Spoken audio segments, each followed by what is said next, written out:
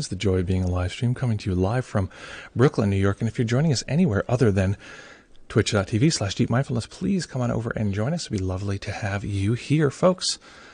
What a strange morning. I had a very strange morning. Can't even get into it. That's how strange it was. What's going on, folks? What's happening? Where are folks joining us from? And I realize as folks are letting us know where they're joining us from, if you're relatively new to meditation, I need to know that. If I were to be a doctor and someone said they're brand new to some kind of medication, I would need to know that. So sometimes we get a little far afield here. So let me know where you're coming from. Where are folks joining us from? And where on earth are you? Where are you right now? Let's see here. This camera's a little off on the side. What's going on, folks? So excited. We're working on a new video, which is focused on how to turn your life into a at-home retreat, which is exciting. We're working on that. So that's coming soon. 2020 coming to you from London. Welcome from London. It's so lovely to have you here with us. We have a little map in our mind. My map in my mind is one little dot in Brooklyn and one little dot in London. Maybe that's it for now, but we'll see. How's life? How are things going? What's the news? What on earth is happening? I have like 10 windows open. We had a big little technical meltdown before we started here, so I have like all these windows open. Okay.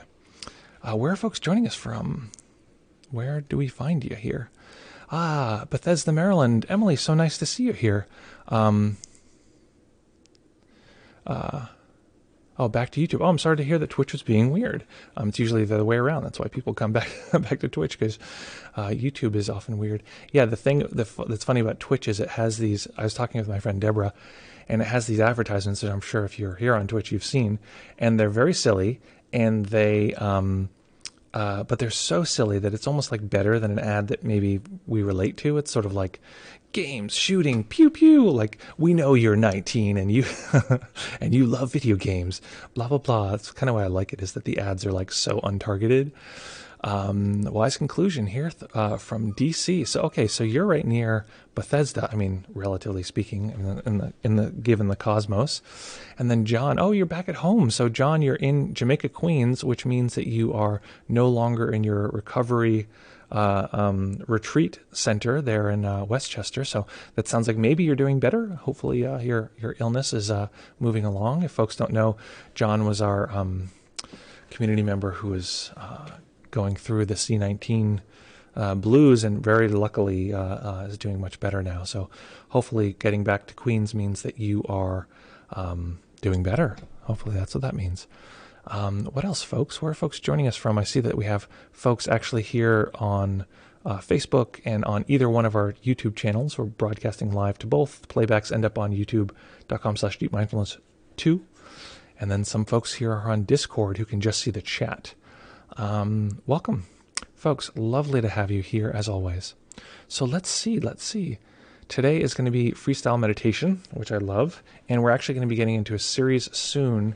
What was the other one? I think it was a potentially cause and effect set of meditations, but I'm not sure. And plus our course is launching soon, so that's very exciting. And a number of people here are going to be in that course, so that's always lovely. You can hear my matcha steaming and hitting my mustache. I'm trying to grow my mustache out because actually it gets less in the way when you can push it aside, but right now you can't. But this is I don't know if you can hear that sizzle, but that's a sizzling matcha right there. Cool. So folks, how's your week going? We're midweek. This is when it really gets fun. Midweek is where everything starts happening at a certain momentum. But it's so weird how time has sort of shifted and switched, given that this strange, situation we're in. So time is weirdly standing still. And for some, it's not at all. For some, it's just going the exact same it was before. For me, it's interesting because I work from home usually, so it's sort of going the exact same speed as it always was. And I'm going to be meeting with my friend and colleague Colin right after this, who may or may not be online with us, but we'll find out. So, folks, if anyone is watching this anywhere at all, if you're watching on Twitch, you're watching anywhere, please let me know please let me know if you are a beginner, because I tend to teach more advanced stuff, but it's nice to hear if there's beginners because I can actually give instruction that kind of flexes in both directions, or if you're relatively new. And if you're watching this in playback mode, just know that you can let me know by email or that kind of thing, and then I can find out. So folks, when you're ready, it's so luxurious to not have a meditation planned. Oh my God. What a nice time. It's funny, I talked to my mom yesterday, and my mom was like, maybe you should speak less quickly, which I thought was very sweet. She caught me in the middle of a thing, and I was sort of rushing. I was like, Mom, blah, blah, blah, how are you? Whatever. And she's like, you should speak less quickly.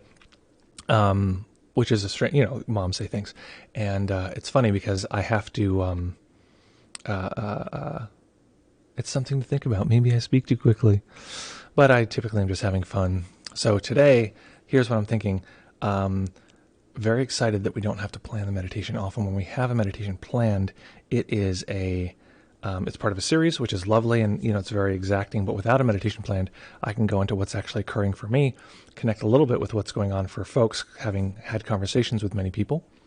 Hi, Mom. I don't know if my mom might watch the streams, actually. So if that's the case, hi, Mom. I wonder if she watches the streams or watches whatever. I'm not even quite sure. I thought maybe it was on the phone call, but maybe she was just... Anyway, it's one of those things where it's like, it's like the added, what is it called? Unsolicited advice. That's a classic thing in my family, is like, hey, here's some unsolicited advice. So I'm going to spin like, well, if my mom is listening, I don't want to give her advice and ... But she's not a constant watcher. So we'll just assume that she's not today. If she is, I definitely will finish that one credit from college to get my degree really soon, Mom. I promise. That was so long ago. It was, anyway, long story. And I was just like, I'm 1.5 credit away from having 2 degrees. I set them up so they're locked together. I can get one before the other. And I'm like, oh my God, do I want to take a college course so I can get a line on a piece of paper? Maybe I should. Maybe I should. Very introspective today. Okay, folks, when you're ready, finding a nice, comfortable position that you can maintain for the duration of the sit.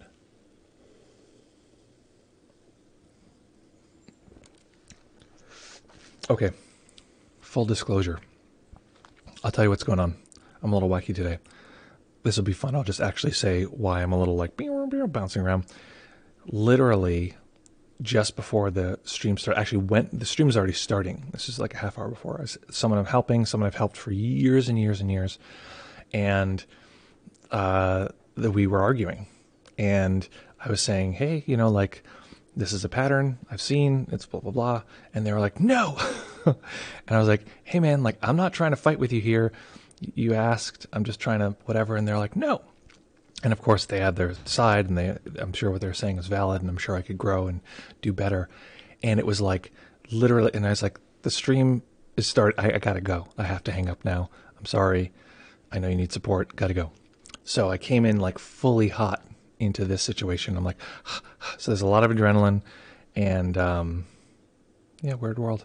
I thought self-disclosure would be a fun way to deal with that instead of pretending that wasn't there, because hey, I trust you guys.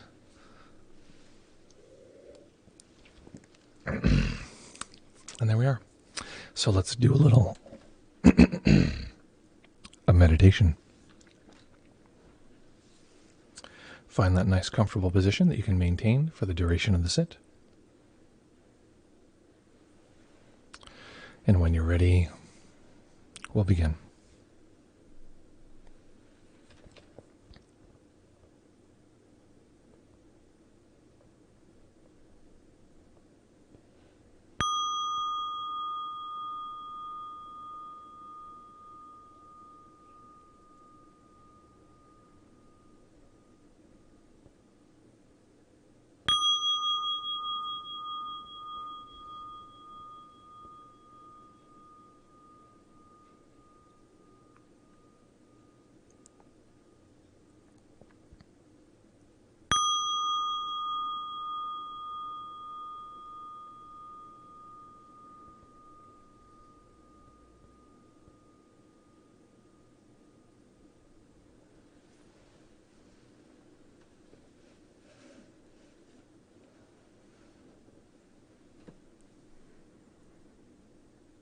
Beginning by taking a few comfortable deep breaths, just feeling the body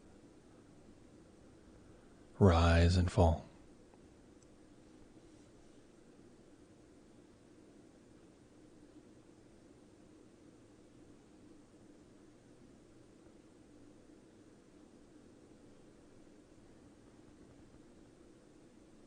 Each time we arrive in a meditation, just like each time we arrive at any moment, we arrive with the momentum of all of the previous moments.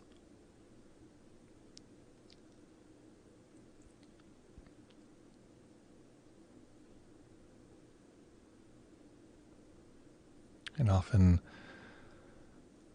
what's most disturbing is denying whatever momentum is present, often unconsciously.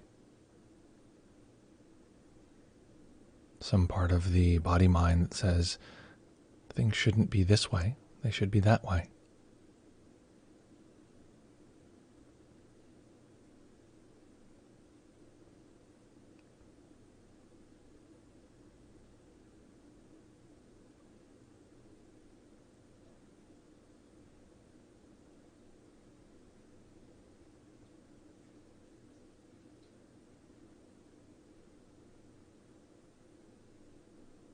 Often in a meditation, there's a sense of direction. We begin in one place, we end somewhere else.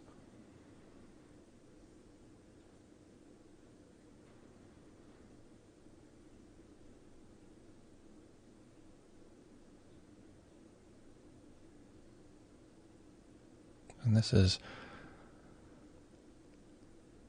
a kind of story.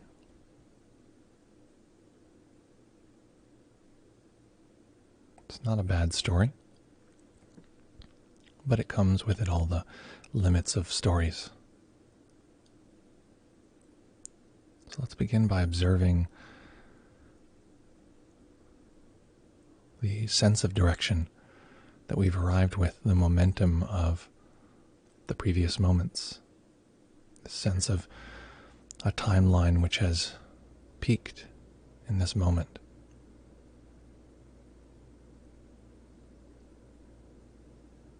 This is our sense of a past which culminates now.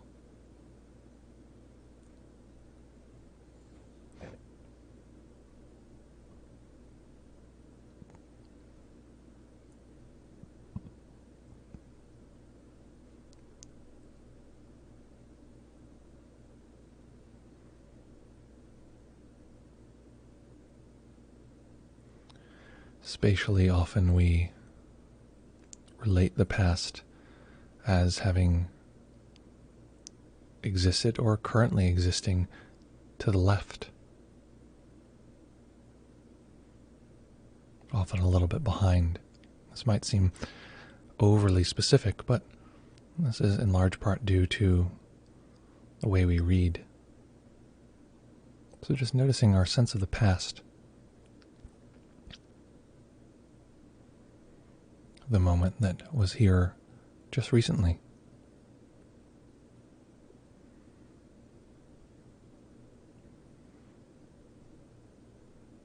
Where do we sense that?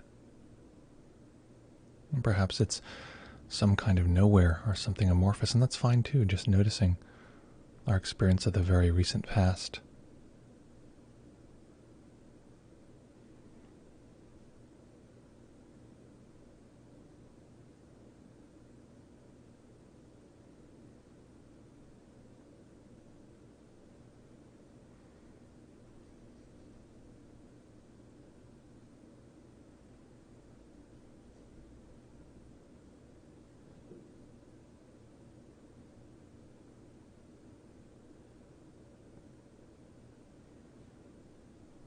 Looking for any physical activations that tell us that a past existed.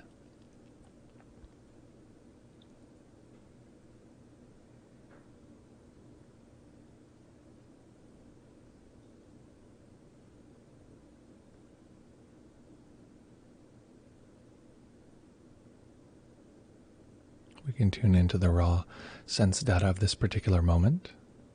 Perhaps that's through some awareness of breath sensations or any other particular sensation we'd like to observe.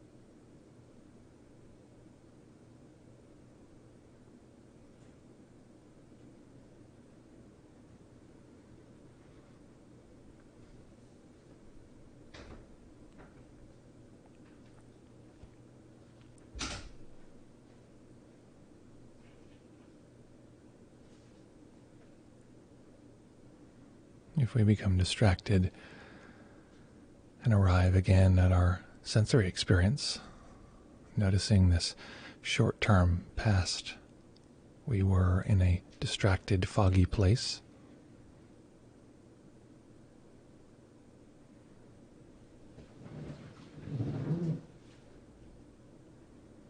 Now we've returned to clarity of our current senses.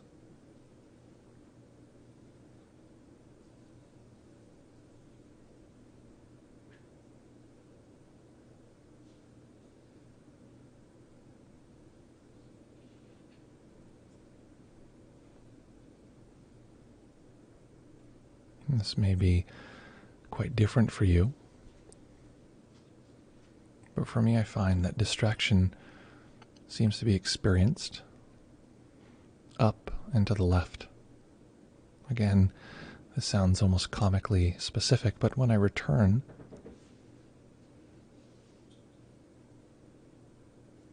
there's the sense that I'm returning from this place.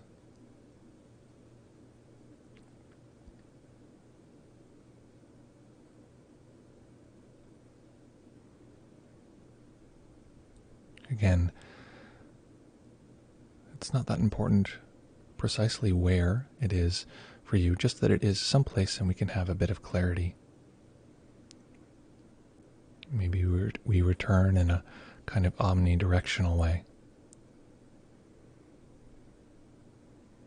or from below or above, whatever it is.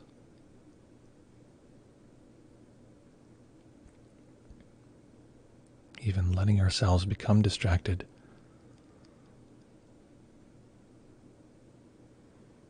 Maybe thinking about that thing we wanted to buy.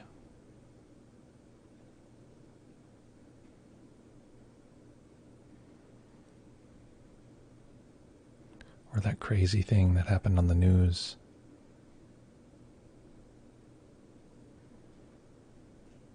Or that to-do list item that we need to get to that's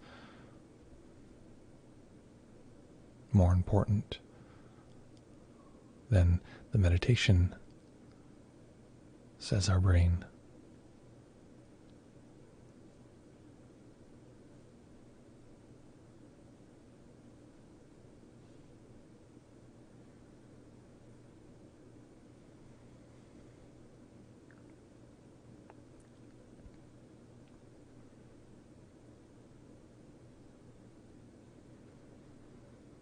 Noticing how we return, where we return from.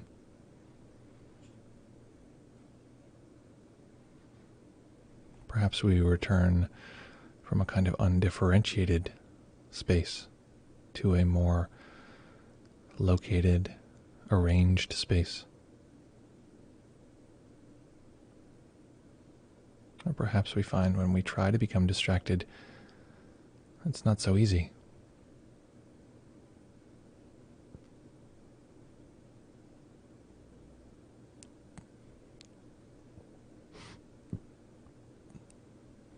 And this simply means that we're held in the spatial arrangement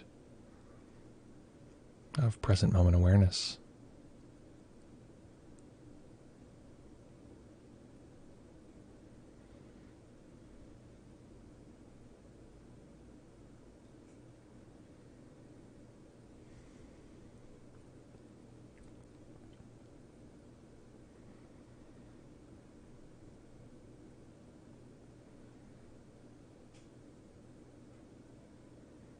So this is one side of direction,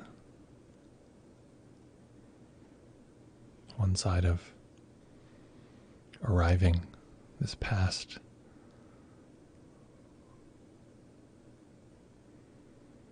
And what about the other side of a sense of direction, of time or narrative experience moving forward? What about this future that's about to happen any instant now?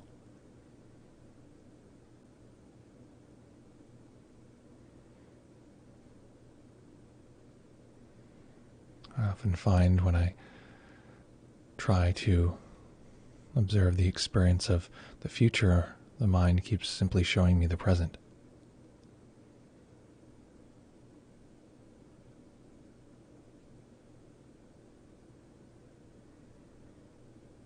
So simply checking in with our system, with the body-mind.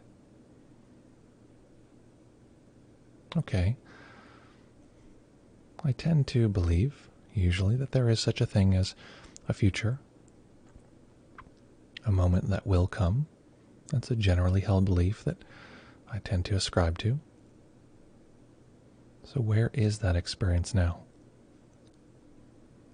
How do I know that there's even such a concept as future?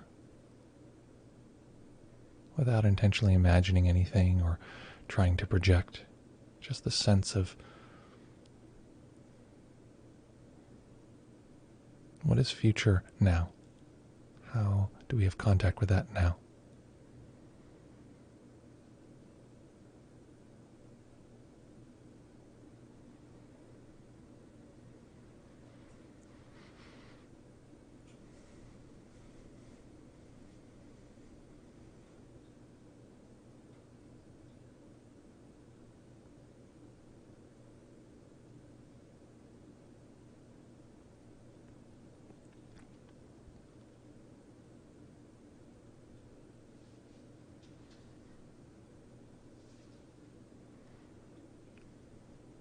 We have this sense of narrative of a quote-unquote self that is the main character of our story in life.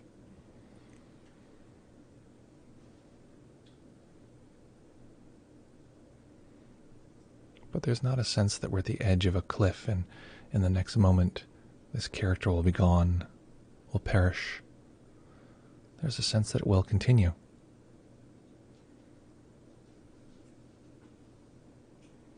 Otherwise, we'd be probably quite worried. But we're not. The future is unfolding somehow. Just looking at that.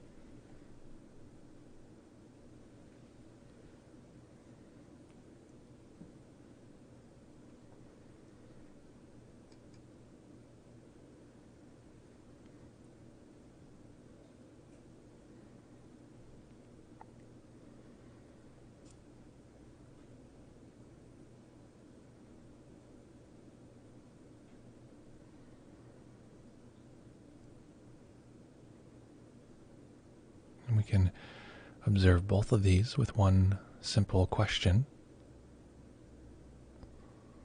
Asking our senses, is there such a thing as direction?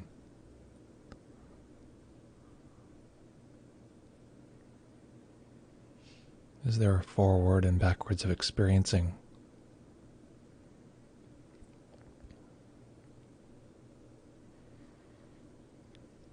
Not simply spatially, meaning not just in front of or behind the body. In other words, in front of or behind the eyes, which is what our spatial experience is arranged around.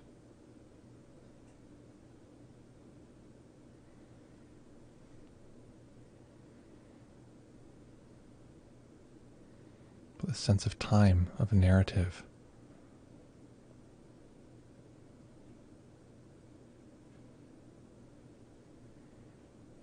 Being sure not to think this process through.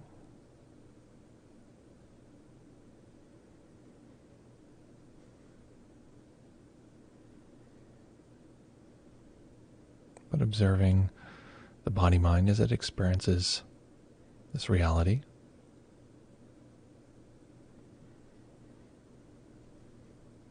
We typically have a sense there's a direction moving forward in time. The meditation we're doing now began and it will end.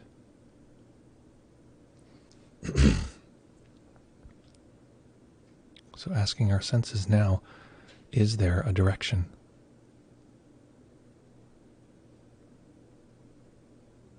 The answer might be yes or no, and not scripting this.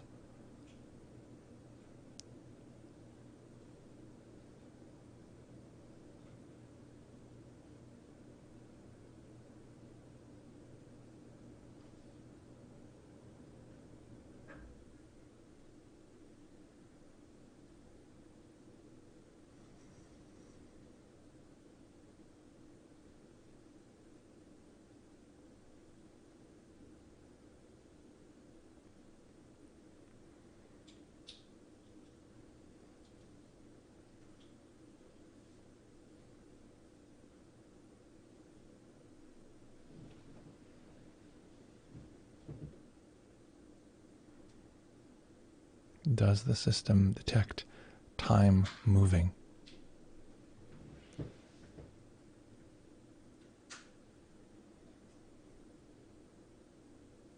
Is there a direction?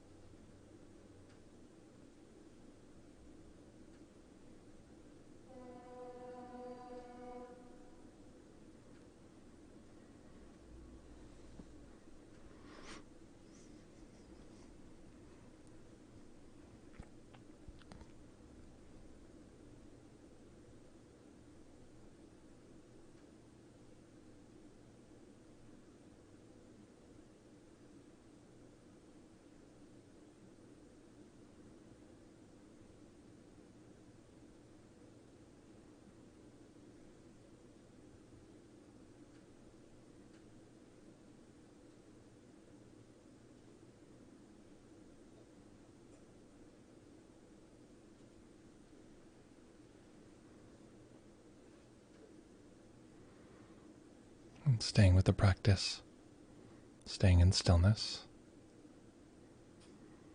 allowing a tiny bit of light to enter the eyes,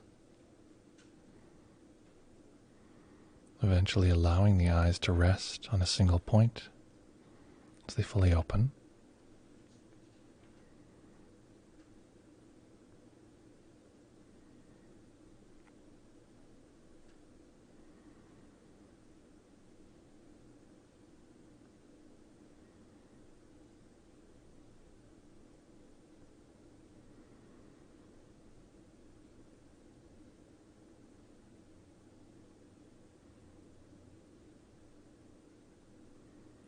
Noticing that there's a sense that a meditation occurred.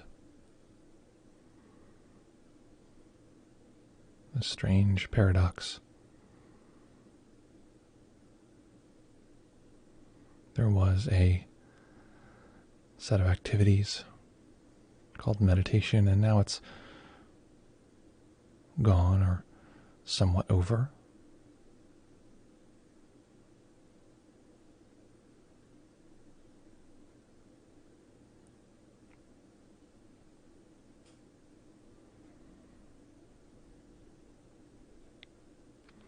The sense that there will be a bell ringing to signal the end of the formal practice.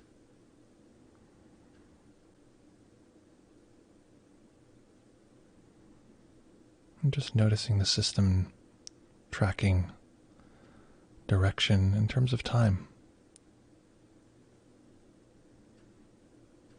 And continuing to observe this even after the bell goes silent.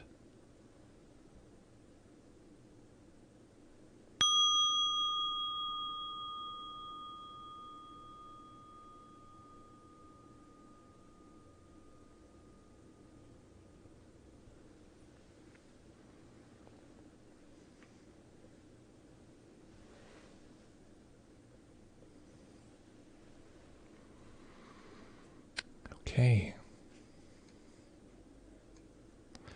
What on earth was that like?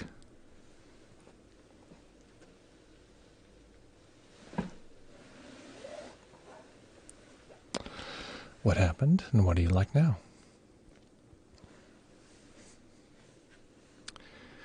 Let's see here. I'm going to put the link to our Zoom in here.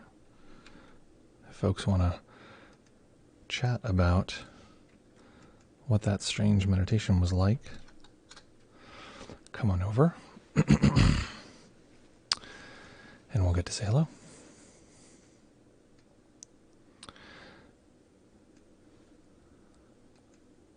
It often freezes my camera. Did it freeze? No. Oh, it did. Ha ha ha. I'll reset that. Camera.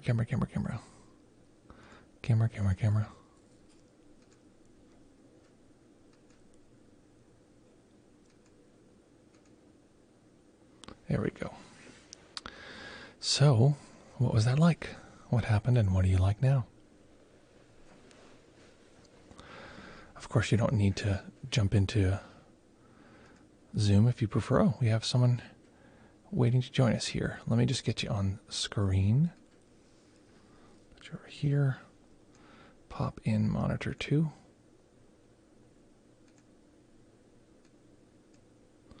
Okay, here's my question is, will you let me know in the chat if you can see this other monitor open? Because we had a situation before where we couldn't.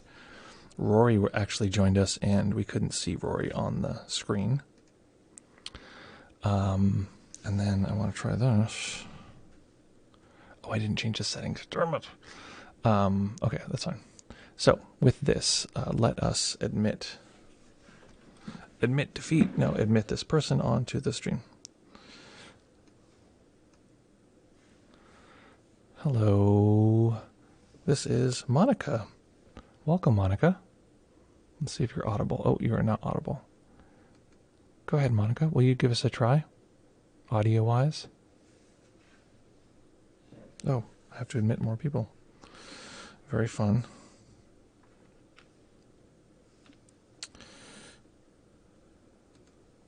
Okay, so we're not hearing from Monica. We're going to put Monica... let's admit. We'll see. Oh, here we go. Hello, Monica. Hey. Here, let's do an audio check. Go ahead and say something. Anything? Okay, right now I think the audio is not coming in for some reason. Why would that be? It says the audio should be on. I think people aren't hearing you. I'm hearing you, but... Desktop audio. No, it's definitely my side. Why would that audio not be on? Let me know in the chat. I'm guessing, folks, that you cannot hear Monica right now. Let me know. That is very strange. Why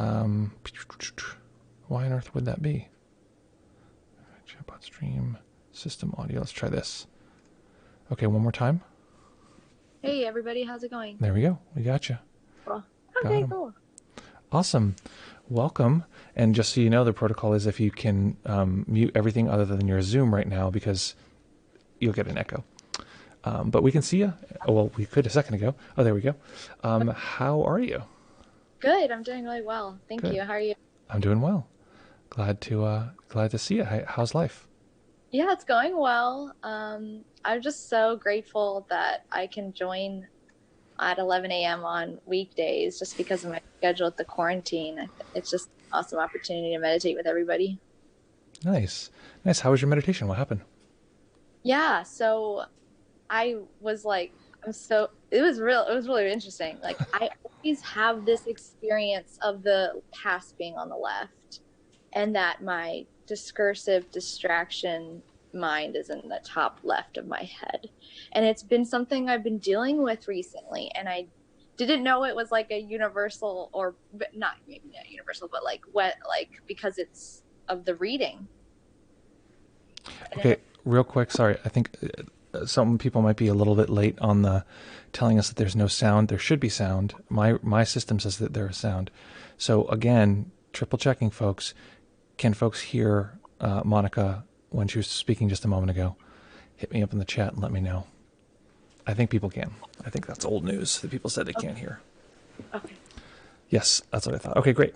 So yeah, that the spatial arrangement of sort of distraction, and I don't know that it's universal at all either. I just looked today and I sort of noticed that there was this sense of like, exactly that there's this sort of sense of forward and backward and sense of direction. And I just noticed as I was looking, and I know this from art school, that we read things from, this isn't something I learned in art school. We read things from left to right, top to bottom. But what it actually means is image-wise, I can't tell if this is flipped on the screen. I think it is flipped. So image-wise, we read from the upper left, and if there's an object on the screen or on the image or canvas that goes down in this direction, then it's fast. It's experienced as a fast image, and the mind will zip over it. And if there's something going the opposite direction, is that the opposite? No, this is the opposite. In the opposite direction, nope, that's wrong. Opposite direction, it's read as being slow or like pushing the eye back. So it's like the image is read in a very slow way. So often advertising will zip across this way. Like the Nike swoosh, the way it's shaped is you start on the upper, what's it called, the upper left, and you swing around, and it just brings you right back. So it keeps you looking at the logo over and over again in that way. Anyway, this is all, if anyone does visual art, this is all very rudimentary, but that also shapes the way the mind shapes reality in a weird way. That you pointing to that was like, wow, that is my experience. That was really cool to see that. Yeah. And I'd be curious from folks, it might be, I wonder if it's different for different people. And I certainly know that it will generally be different for people maybe who are in Japan or Asian countries, or people who have Hebrew as a primary language, or what people might call their heart language, an early language that is sort of the one the language you dream in. It might be the case that actually it goes in the other way, although it'd be tough in a Western civilization to see all the advertisement and all the sort of shape of things and have it be so consistent. But we're here in Hasidic territory here in Brooklyn, and there's a lot of people here who don't see a lot of ads that aren't in Hebrew and potentially written in that way. So strange world. Let's see, Abdul says hello. Welcome, Abdul. Great to see you here. Okay, so anything else? What else? Anything else coming up in your practice? Anything else new or interesting or challenging in life? Yeah, I guess just going back to this meditation, a question that came up was like, almost all my source of tension in my body during meditation, not really out of meditation, but in meditation, comes from this like top left corner and then radiates downward. And I'm trying not to see it as a problem. I'm trying not to see thoughts as a problem.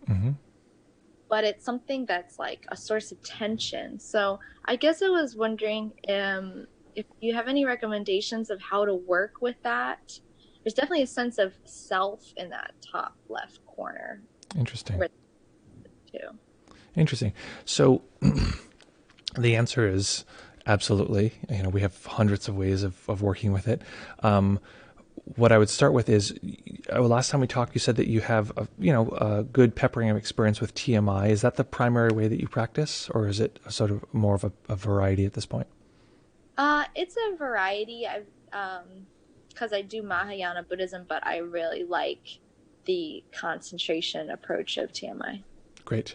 And in the Mahayana Buddhist approach that you do, is there? Tell me about what you're doing within that. Yeah, so that kind of goes also back to the meditation when you were asking us to hold a sense of like, where is the direction and the sense of your body. There was definitely a sense of like coming down towards my heart. And that, from what I know, is like the seat of the mind, and like a lot of what I'm trying to do is bring my awareness into my heart center anyway, with a lot of gratitude and loving kindness practices, as well as to develop concentration. I experienced that, and that's kind of what I've been working on in terms of, I'm doing some Mahamudra, right? I'm really focusing on Mahamudra right now. The idea is to like bring my awareness into my heart more. Great. Yeah, and that's, I've talked about this before, but our senses, the way they're just sort of arranged, tend to centralize the self as being located, in here, which seems like for people who aren't meditators, they're, watching this going like, what the, of course, like the self is in this range, and that said, perceptually, the self tends to be things people report. It tends to be located at or behind the eyes, the sense of, okay, it's back there. Sometimes in the sort of chest, like this is the real me. Sometimes the sense of like the body is me. But regardless, their sense tends to be this sort of symmetric. It's funny that I guess that is asymmetrical, but there is a sort of asymmetrical. It's funny. Wait, am I confusing? Oh, anyway, I'm going on a tangent. Asymmetrical means like non-symmetrical, but A is very anyway.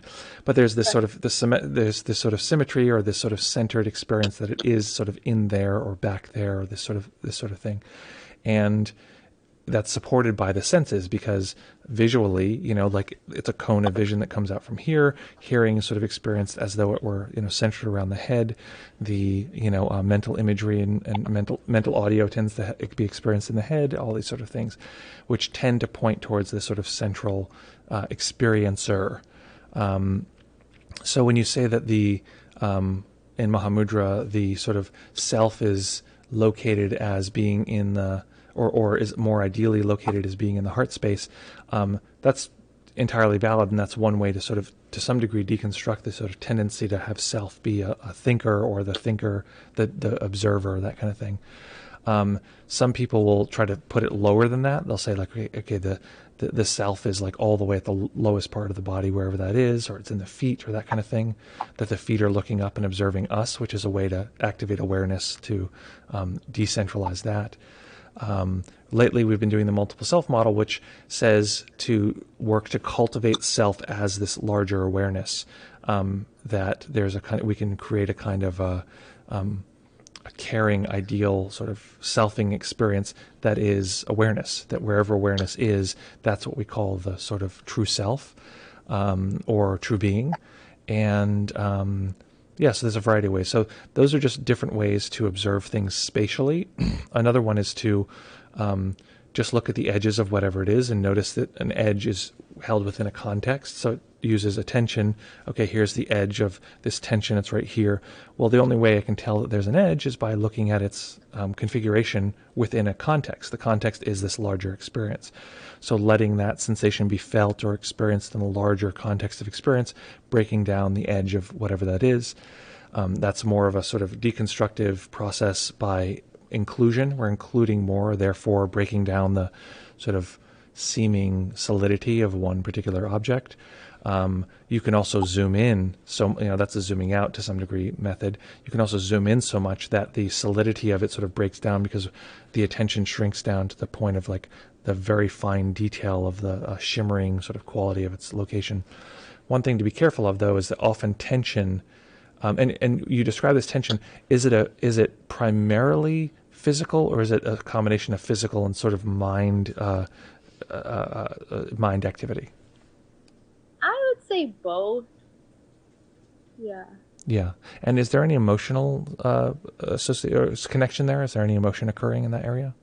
Yeah, so when I actually I've been working on like holding it in the larger awareness, that loving, all-inclusive self, that deeper sense of self that you mentioned, and just trying to like invite it to share if it has anything to share.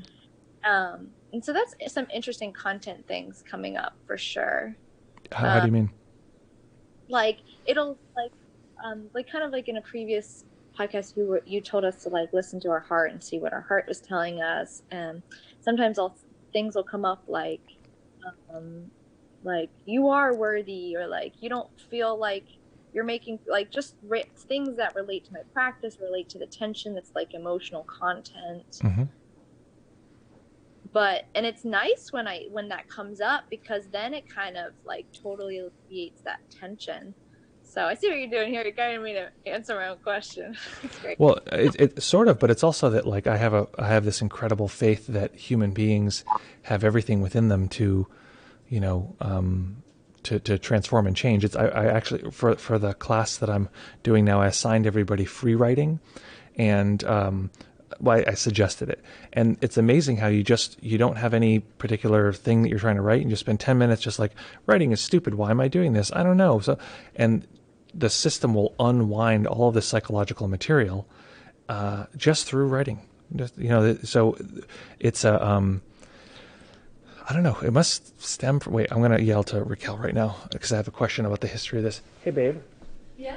The patient-centered theory around that, like the patient has everything within them to heal. Client-centered, yeah. Client-centered. It must be before Roger, right? Like it's pre-Rogerian. Roger was the person who like brought that into the form. Rogers. I mean, I'm sure he wasn't the first person ever to have that idea, but it was he was central the for first him. person to popularize it. Okay. So we don't know the actual origin. Well, I don't. But Rogers was Carl Rogers. Wow, that sounds like. Isn't that that's a restaurant, isn't it? Carl Rogers. Whoa! What if it's the same Carl? He's like developing patient-centered therapy is not enough for me. We need to make sandwiches. So Carl Rogers basically popularized and emphasized this idea that you said patient-centered, right? Or client-centered? Did they say client-centered or person-centered? Person-centered or client-centered, that they have the answer, and it's our job, people helping professionals to get out of the way, basically. And I before I even sort of knew that, that's how I saw great teachers. And often that's the problem with sort of the psychopathic, narcissistic teachers, that they claim to be getting out of the way, but really they're just getting more and more and more in the way, which is, I think I saw that first with Shinzen, because it just seemed like the deeper I got in a relationship with his teaching, and I say less with him because it's really, it was a transparent layer just to get to this, to get the world to actually be the teacher rather than him to be the sort of a conduit through which I experience the world. So he seemed more and more transparent, and I realized what he was doing is showing me that my experience actually had the answer. So that's a long tangent just to say, when you're answering your own question, that means ideally I'm doing my job. But really that's just noticing that there is this dialogue happening within, whether it's has mental audio, whether it's a physical dialogue or not. And recently I've been interested in this idea that from a Buddhist perspective, when we talk about clinging and aversion, and even this very subtle clinging and aversion, just the system leaning towards like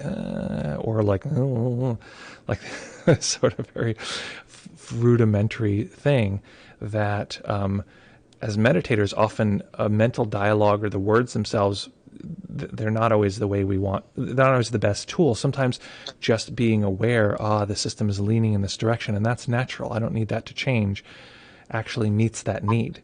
So sometimes we don't know what the core need is of this part. Like you might have the sense that it's a leaning or it wants something, etc. We don't need to psychologically figure out, okay, what is it asking for? Because often it's asking for, like, I want pizza or something. It's just like, that's not, like that. Well, I'm meditating, but I guess I got to get this pizza now that I'm, paying attention. But it might just say like something's wrong, and the awareness of that and meeting the need by sort of unconscious or intuitive holding can often dissolve that need for a direction other than, whatever's happening now. Or like we were describing in the last time you were on, sometimes we can find the words that meet that need, and that can be the thing that soothes and calms and resolves that need to be out of this particular moment. Like you said, the words tell me you mentioned two phrases. One was like, tell me what those were. One was like forgiveness. Like, I don't know what I'm trying to forgive, but that's what came up, and so I'm like, okay, cool, yeah, I'm just gonna hold that. That was nice. That seemed like it relaxed my body. The phrase itself was just forgiveness. Yeah, that happened yesterday, but today's meditation was like, it was more meaningful in terms of my understanding of it. I just have a lot of tension around like making progress or whatever. Excellent. So it's funny. Okay, so this is all sort of coming into focus. The class is the end of our Progressive Shinsight class because it's wrapping up. It's the penultimate class, and we're entering the equanimity stage, and it's a really good. It's really interesting that from a class perspective, it's really good that we're doing that because it's talking about that we have that I think it was Buddhaghosa, and he said, you have to let go of striving, but not too soon, right? Which indicates that there is a value in striving, and there is a point at which striving becomes the ultimate barrier. So we want to be good at basically having an intention, etc., and knowing how to break down the need for any direction. So I was using the word direction today. But it's not only direction in terms of a physical, okay, I'm here and I will go there, or the sense of time moving or this kind of thing, but even a sense of a path, that there is a path to move down and I am here, but there's an imagined place I will be. And so we're looking at what would happen if there were no direction. And physically, literally, there's nowhere to go. There's no place, there's no thing to do. And I was relating that a little bit to a kind of non-doing practice where there's literally no direction. There's no thing that we're being asked to do. And I think that's probably, probably what we'll do on Friday, if it still seems like of high interest, is then no direction, not location-wise, but no direction in terms of no meditation direction and what happens in the system. So we want to be able to use striving but not be controlled by it. So being aware, oh look, the system right now has this sense of forward movement in a path. It has a narrative that I've created that it needs to get from here to there. Just to observe that. It's not a bad thing. It's natural. Of course, there's a sense of direction, sure. But to observe that is to break down a lot of the unconscious pieces. So at any moment, okay, here I am. Okay, look, the system is tending to want to move forward or wants to gain or wants to whatever. There it is. It's doing that thing. Not a problem. Just observing that that's occurring is a kind of way of creating a feedback loop where even the striving is showing us how to develop equanimity. Does that make sense? Totally. Thank you so much. That's really clear. That's really helpful. Awesome. Yeah, my favorite answer. I sometimes I'll have these like rote questions that I'll ask teachers and see how different people answer, just because I'm collecting or curious. And the question was about striving. Like, is striving valuable? And often people just sort of, they'll putter through an answer and it's fine. Like maybe they hadn't thought about it. But the two best answers I heard were the one I just said, which was a teacher mentioned what Buddhaghosa said, that we have to let go of striving, but not too soon. And the other one, which I also like quite a bit, was from our friend Soryu for All, who's the head monastic at Maple in Vermont. They're actually currently in the middle of a retreat. And he said, he's like, no, don't get rid of striving. Strive as much as you can with every piece of, doing energy that you can. Strive, but just make sure that your awareness of that as a sense activity is just at least a little bit higher, because otherwise you're just in the realm of delusion. So it's actually quite interesting. It's like you can, and this is more Zen, you can activate all those circuits. Doing is not necessarily a problem. And you need to know that is just another activity of the body-mind. It's not special. And if we treat it as a kind of God, like I'm going to strive and that will deliver me to freedom, we're kind of a little bit in the dark. So I love those two answers around path and striving in that way. Yeah, it's definitely a middle way approach. Yeah, middle way. Just, in the end, it's like recognize that whatever's happening is nature, and it's not it can be a friend. Yeah. Awesome. Thank you so much. Let's see. Okay, we don't see anyone else on Zoom here. I'm gonna throw one more little. Actually, I realized. Let me check my calendar because I know I have somebody coming up real soon. Ooh, I do have somebody coming up. Okay. Monica, thank you so much for joining. It's so lovely to have you here. And especially thanks for coming back. It's always nice to sort of hear how things are going, and a little update. So thank you. Friday. I'm excited for that. Yeah. Okay, cool. And that's good. P.S. I mean, that's another pro tip for anyone here. If someone says, hey, I want to do this thing, so few people do it. It's like the thing of like calling your senator, like so people actually do it that they actually pay attention. So, okay. Yeah, let's do that. We'll do that Friday. Awesome. Okay. So folks, what we're going to do then is I'm going to make a wish. I'm going to wish on this genie bottle. But before I do, I want to read this comment here from 2020CL. Thank you. I really enjoyed it. Oh, wait, we have so Abdul, we mentioned, say hello. And Emily said she can hear. Good. Really enjoyed it. I tried to say bye-bye me during the meditation to get a sense of self passing, but it was difficult to experience. Okay, pro tip. And it's hard to explain as a teacher, and so typically people pick one side and say, well, just go this direction because it worked for me. You can know this in a way. You're talking about non-self and the experience of non-self. You don't need to have an experience of non-self to have get the insight that is needed from that material. Having a clear experience of self is enough. So just notice self is present. That's it. That's all you need to do. There is an experience of self. It seems to be present. And if we really, really notice that, the system on its own will show us the opposite. The mind is very good at showing us opposites. So if I said, only listen to silence right now, just silence, only perfect silence,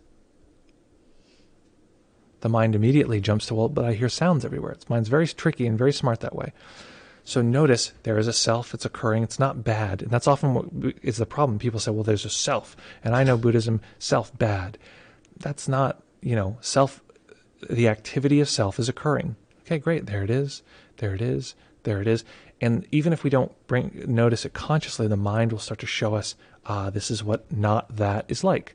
And the first form that typically takes on is the experience of world, right? Okay, there is self, there is world. Right now you can look around and say, okay, look, there's a sense of world. There's a sense of this thing that isn't me. It's defined by not being me. That's its literal definition, is everything that is not me. We'll call that world. And that's an experience of non-self. There's an experience of self currently. Okay, cool. Oh, there's an experience of world. Okay, got it. And that duality, if we just observe it without needing it to be different, eventually starts to break down. Oh, there's an experience of the two merging, or the inside and outside breaking down in this sort of lovely way. And then it reforms. It sort of reorganizes. But it's not, neither one is the enemy of the other. They're both organized data, either less or more organized. And non-self is just a sort of the acknowledgement, the experiential acknowledgement of a less or currently organized self. So if we merge into the experience of an object, this is one way to do it. Pick some object, some visual thing, and really merge into that. And typically we can't tell, but if we can sort of use a little peripheral awareness, we can detect, oh, self just dropped way down. In order to absorb into that experience of self had to be diminished. You can say, okay, this is the experience of self. This is the experience of this thing. And you zoom in, zoom in, zoom in. And notice that the consciousness only has so much real estate. Self just dropped way down. Okay, that's non-self. It's not more complex than that. Of course, there are levels, but that's the general breakdown as it stands now. So folks, I have a wish. I need a genie bottle, on which to wish. Okay, that's the next thing I gotta get. Okay, I wish upon this lamp. We call this a lamp. I wish upon this lamp that you have not only a lovely day, but you're able to just notice the direction experience of time. The physical direction, meaning it feels like it's starting here and going there, but even just the sense that time is pushing, it's moving forward, marching along. This song had a note a moment ago, and now it's a different note. Time is occurring. And using the rule of contrast, the mind's tendency to notice the opposite, this will tend to teach us about timelessness. Just to acknowledge our experience and also to love those around us. To be kind, to be caring.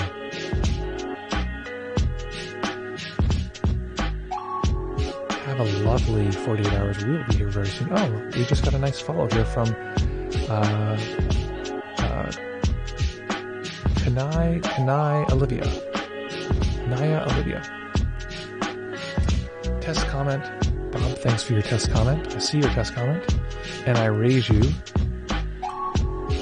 precisely one test comment. Oh, that's 2 test comments.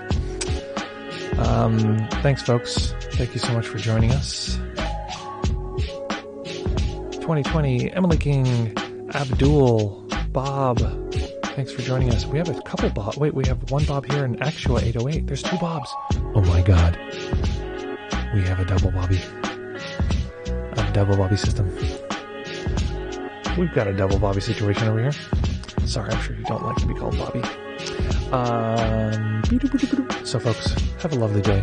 Great to see you. Thanks so much for joining. As always, keep it freezing.